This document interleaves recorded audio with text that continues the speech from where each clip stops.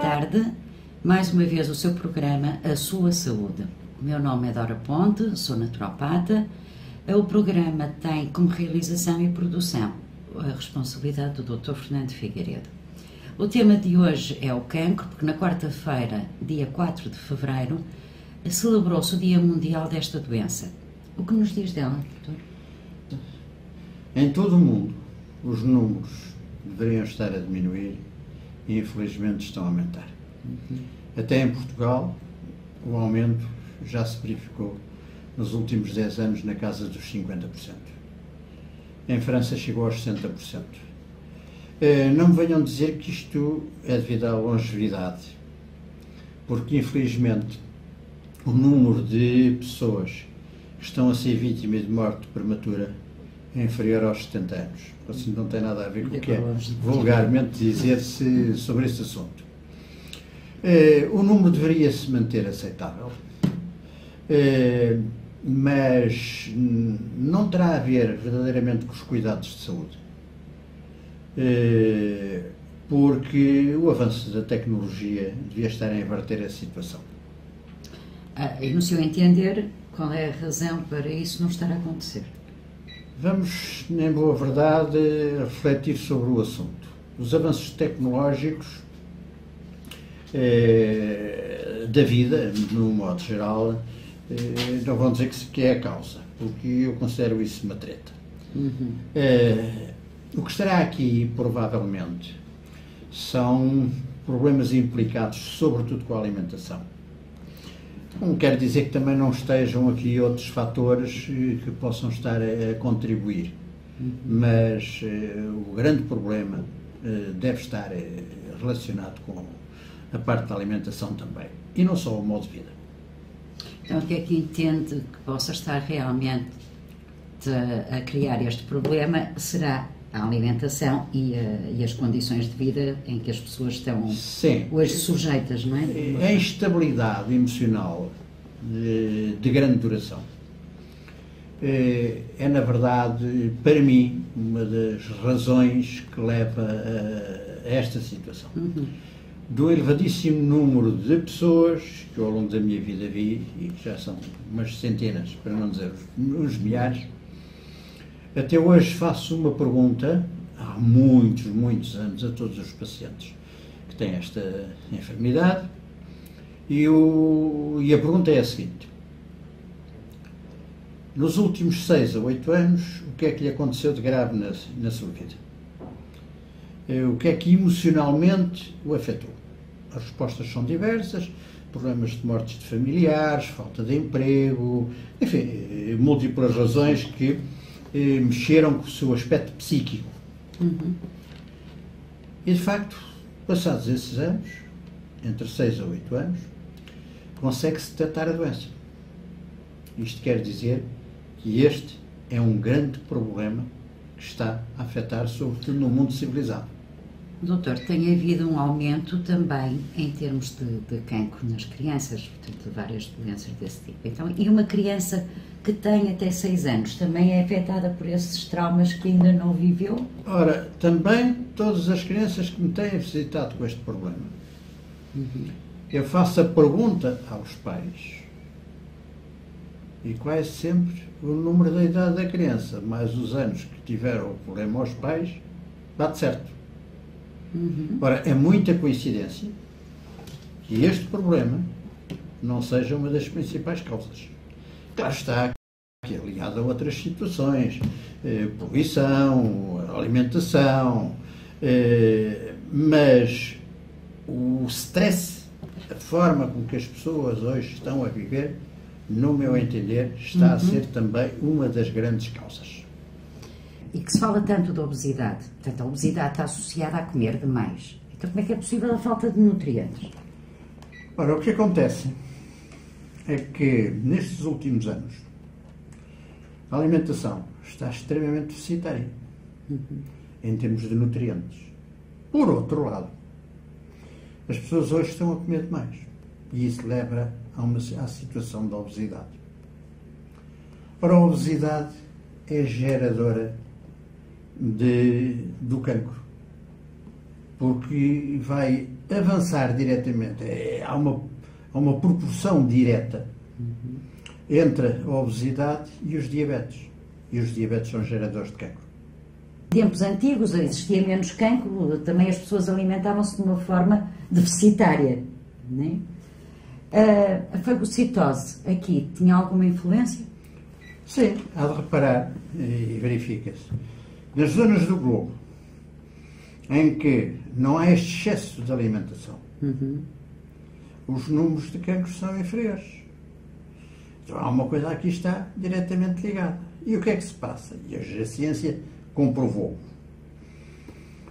Quando uma pessoa tem carências alimentares na quantidade, e normalmente nessas regiões do globo é melhor a qualidade,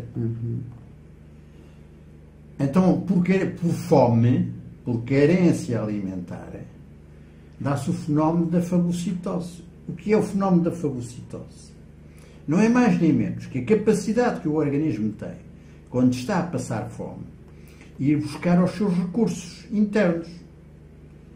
Ora, tudo o que não estiver bem no nosso organismo serve para comer.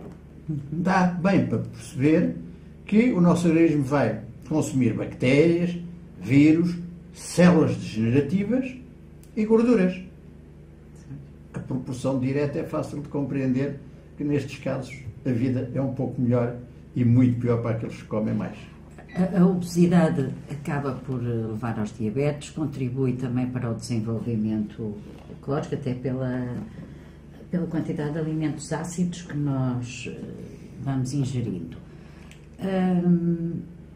Para além disto, ainda há mais coisas. Fala-se das radiações, da poluição, do ar, do ambiente. Tudo isto tem um forte contributo.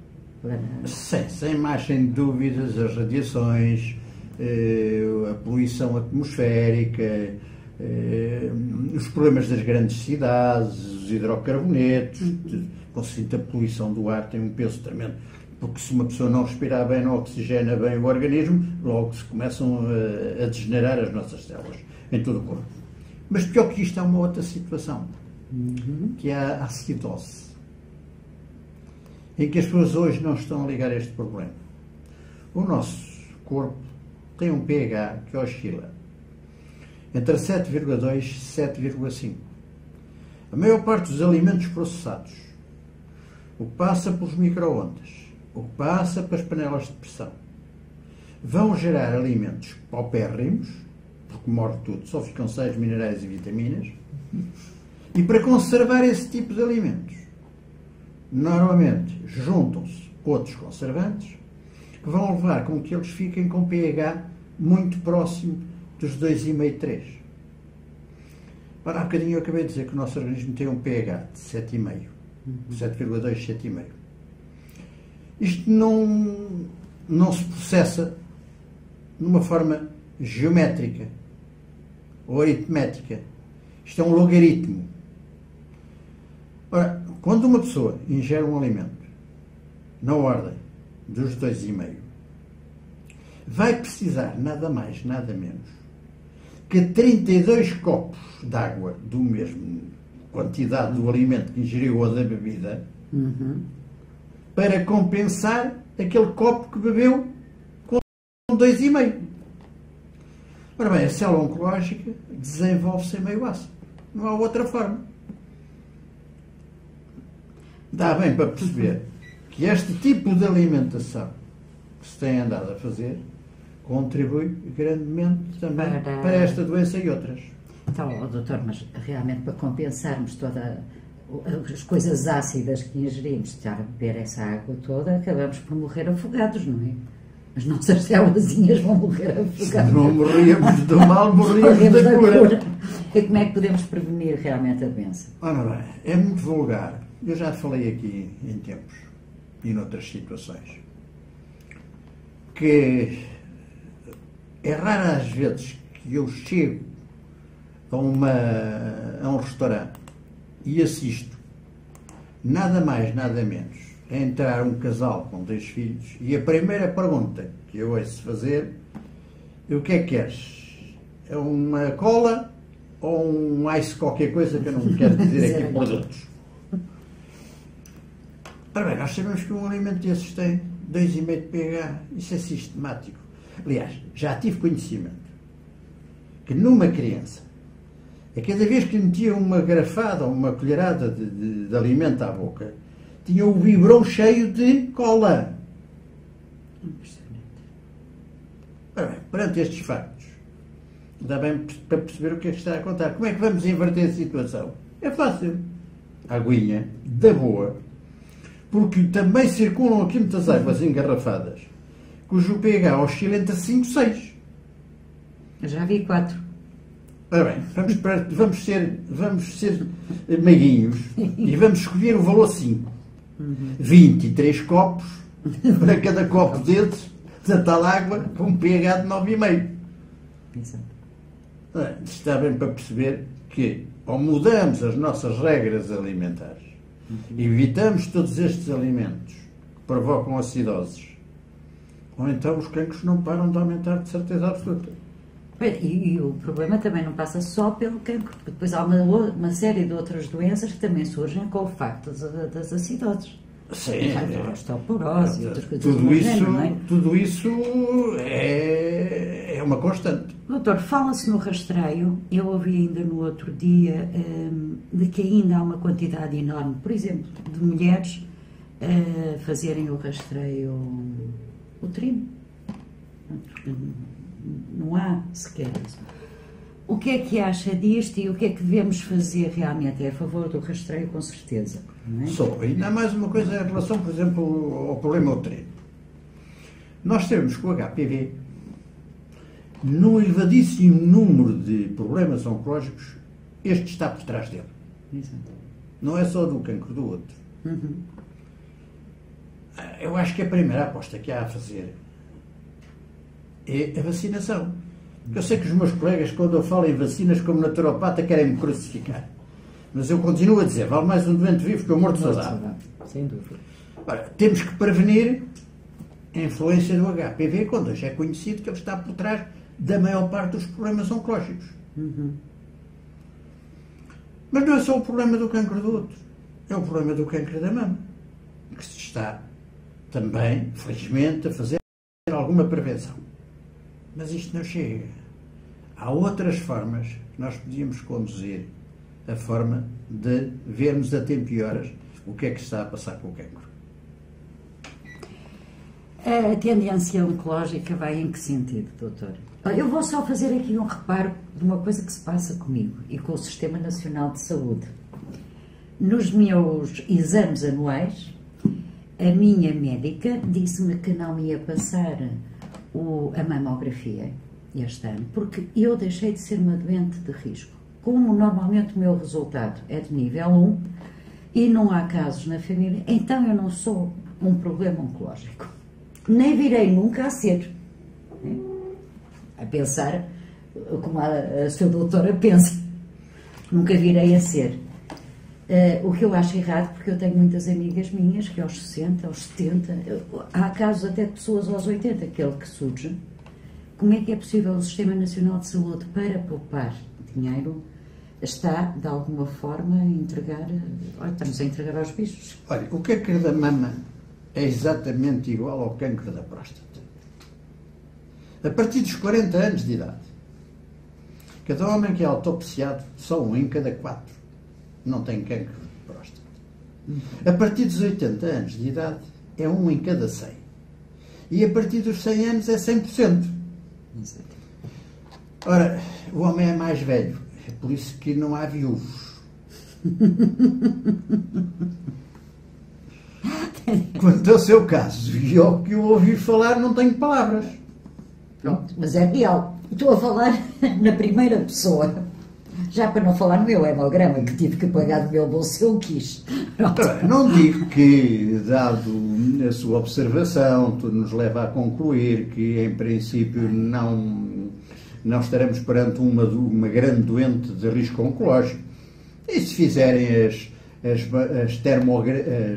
ecografias de ano a ano, porque é uma forma barata, não tem radiações, é uma forma de assegurar a situação. Mas deixaram de fazer, doutor? As ecos? As ecos. Estava a contar que era da mamografia. Não, mamografia e ecografia, que eu fazia as duas. Não, este ano não faço nenhuma nem outra. Começa aqui um erro tremendo.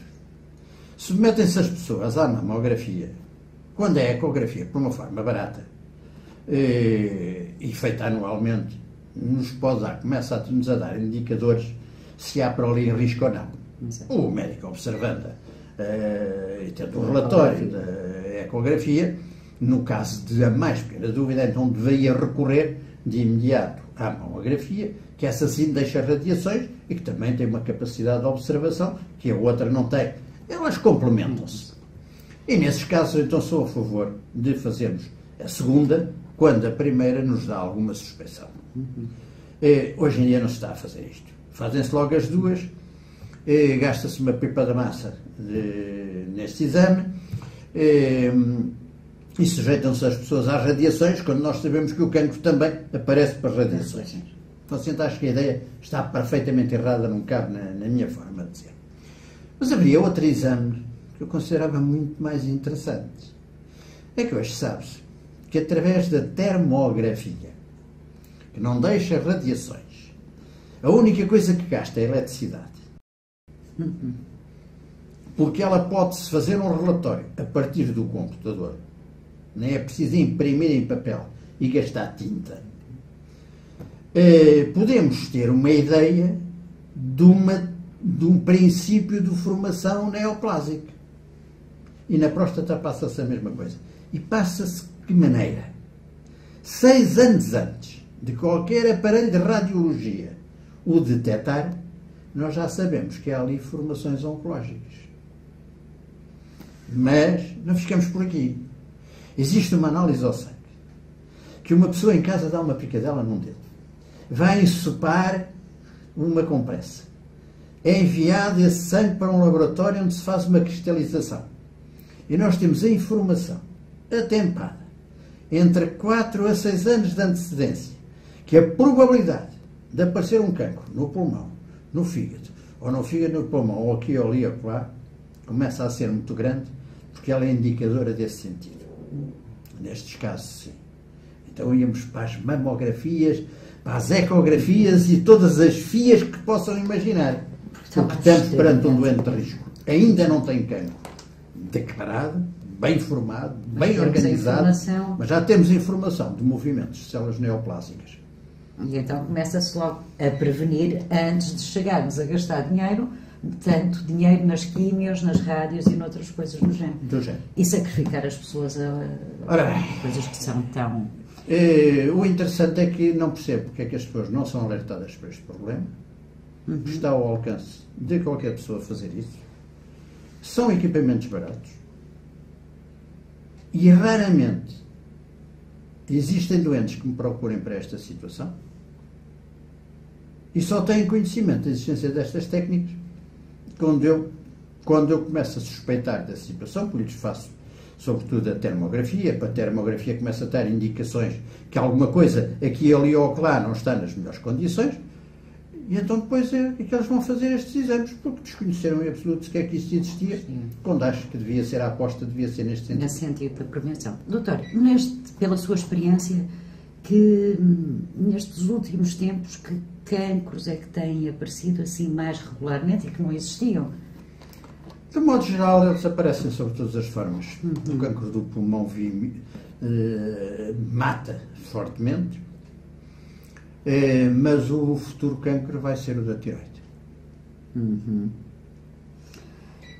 Pois, como veem, o cancro não é só uma coisa que se preocupe, nós temos que nos preocupar todos com ele e está nas nossas mãos também essa prevenção.